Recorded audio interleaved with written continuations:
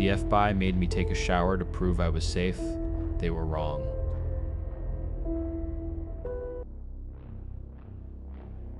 There are 4 men in my motel room, and they're all here to watch me take a shower.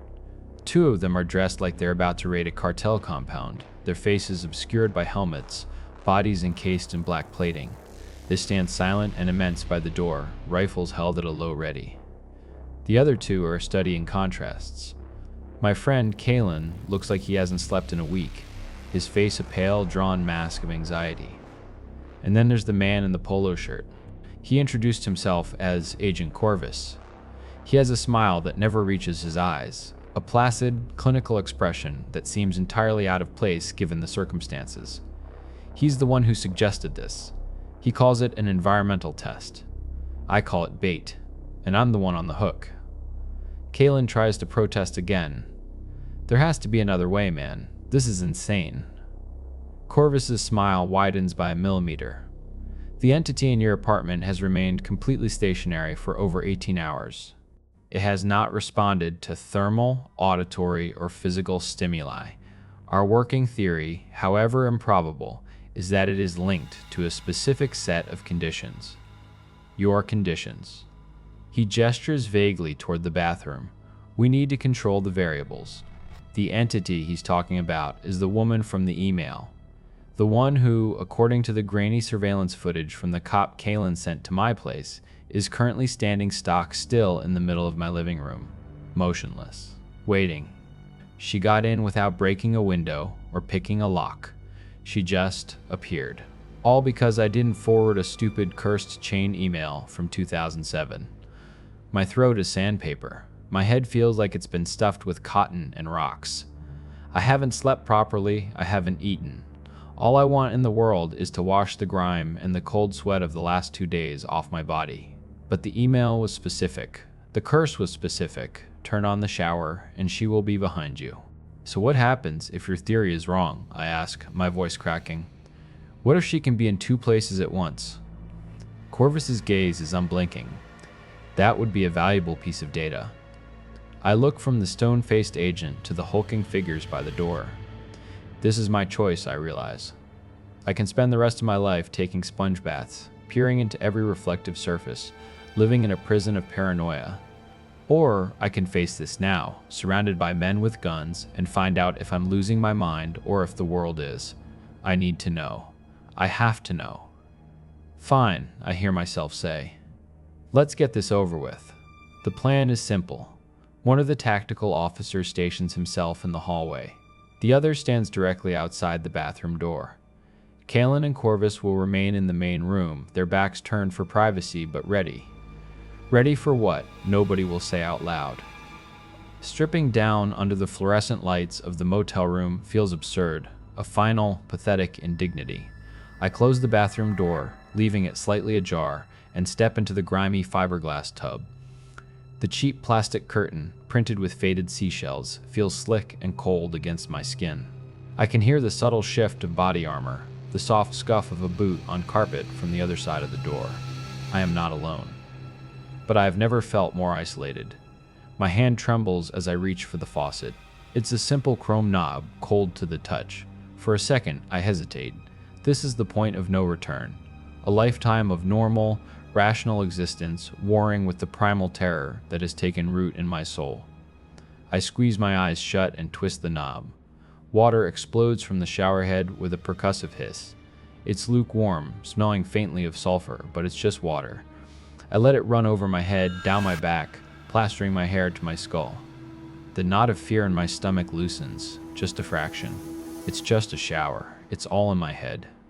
A sick, elaborate prank. I grab the tiny motel shampoo bottle and work the thin liquid into a lather. The chemical floral scent fills the small space. It feels incredible, the simple act of cleaning myself. My heart rate starts to settle. I'm an idiot. A paranoid idiot who dragged the FBI into his personal breakdown. I tilt my head back, letting the water rinse the suds away. The shampoo runs into my eyes, and they burn with a sudden, vicious sting. I squeeze them shut, rubbing at them with my knuckles, blind for just a few seconds. When I open them, the water is no longer clear. It's the color of stagnant pond scum, a murky brownish green, and it's getting darker.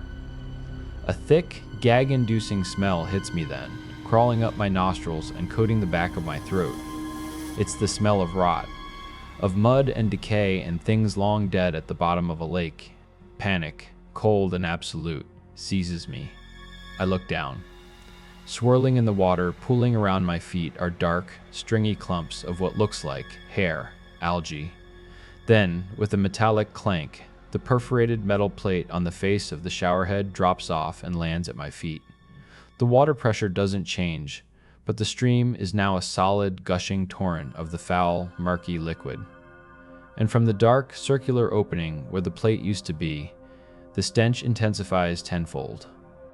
My mind is screaming at me to move, to get out, but my feet feel like they're encased in concrete. Before I can even turn off the water, before I can scream, something grabs my hair. It's not a tug, it's a solid, unyielding grip, as if my hair has been fused to steel. It yanks, hard, pulling my head back at a painful angle. I cry out, trying to pull away, but the grip is impossibly strong. It feels like it's pulling my scalp clean off my skull. Help, I choke out, clawing at my own head. Something's got me. I hear a sharp intake of breath from the other room. I risk a glance through a gap in the curtain. Kalen and Agent Corvus are both staring, their faces frozen. Not with shock. Not even with fear. With utter, slack-jawed disbelief. Their eyes aren't on me. They're fixed on a point just above my head, inside the shower. "What is it?" I scream, my voice raw with terror. "What do you see?" They don't answer. Corvus just mutters something under his breath, a single, stunned syllable. He raises a hand to his mouth. Kalen looks like he's going to be sick. The bathroom door flies open. The tactical officer fills the frame, weapon raised. He takes one step in, then freezes. His entire body goes rigid. Through the smoked-out visor of his helmet, I can't see his eyes, but I can feel them. His posture screams pure, undiluted horror. He shakes his head slowly, a single sharp gesture of negation, then he backs away. He turns and bolts from the room. He just ran. The man with the body armor and the assault rifle just ran away. The thing in the shower yanks again, and a constellation of bright, searing pain explodes behind my eyes. I can feel the roots of my hair tearing from my skin. It's trying to pull me up. Into the showerhead. Into that small, dark, stinking hole. My screams become wordless, animal sounds of agony. Kalen and Corvus are still just standing there, useless, paralyzed by the sheer impossibility of what they're witnessing. Then the other officer, the one from the hall, barrels into the room. He skids to a halt at the doorway, just like his partner, hesitating for a split second that feels like an eternity. But he doesn't run. He unholsters a combat knife from his belt, his movements economical and swift, and lunges past me into the tub. There's a blur of motion, a series of quick, sawing sounds right next to my ear, and then a sudden, sickening release. The pressure is gone. I stumble forward, falling out of the tub and onto the cold tiled floor. I scramble away on my hands and knees, crab walking backward until my back hits the toilet. I look up, gasping for breath, just in time to see it. A length of bone-white flesh, slick with algae and trailing black, hair-like filaments, whips back into the darkness of the showerhead with impossible speed. It disappears into the pipe, leaving nothing but the gushing, filthy water and the overwhelming stench of the grave. It's been a few hours. I'm back at the police station. A chunk of my hair is gone, hacked off in a ragged patch. My scalp is bandaged, throbbing with a dull, persistent ache. I used the sink in that motel room to scrub the sewer water off my skin, my body shaking so violently I could barely stand. I haven't really begun to process it. My brain simply refuses to. There's a new kind of tension in the air here. I can feel people staring at me from across the room, their eyes wide before they quickly look away when I meet their gaze. I'm a ghost, a bad omen, the man who saw the impossible. They have an update for me, but it's not about my friend who forwarded me the email in the first place. He's probably halfway to Mexico by now, and I can't blame him. No, the update is about Lyra. The first person I sent it to. They can't find her. She didn't show up for work. Her car is in her driveway. Her phone goes straight to voicemail. Her neighbors haven't seen her. She's just gone. And I know, with a certainty that feels like a block of ice in my stomach, that it's my fault. I could have called her. I could have warned her. But what would I have said? Hey, don't shower. There's a ghost in the pipes because of an email I sent you. She would have thought I was insane. Maybe it was already too late. Then Corvus gives me the other piece of news. The woman in my apartment is gone. The 2 officers monitoring the feed said she was there 1 second, a solid figure in the grainy thermal imaging, and then the next, she wasn't. They blinked, and the space she occupied was simply empty. They think she's still in the motel. That's what they're whispering about.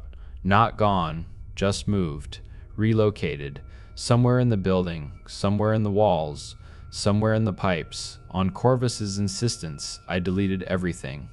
Wiped my email accounts from my phone, my laptop, every single one. It felt like a final, desperate act of severing a connection, of cauterizing a wound. For a moment, it felt like it might be over. Then my phone buzzed in my pocket. A text message. I glanced at the screen. An unknown number. My heart hammered against my ribs, but I thought it might be Kaylin on a different line, or one of the officers with another update. I was careless. Exhausted and stupid, and so careless.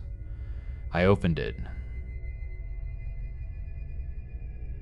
The next time you fall asleep, she will be standing over you. She will take you. No escape. No escape. No escape.